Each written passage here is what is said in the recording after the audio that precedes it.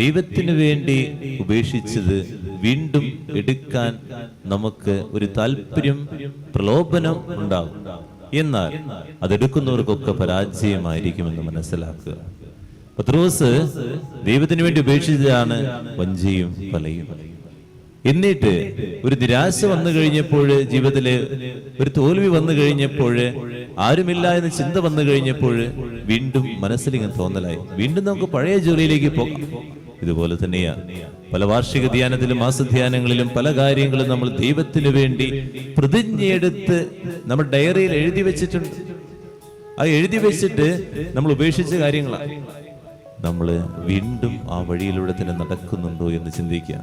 അതൊന്നും എടുത്തിട്ട് കാര്യമില്ല കേട്ടോ.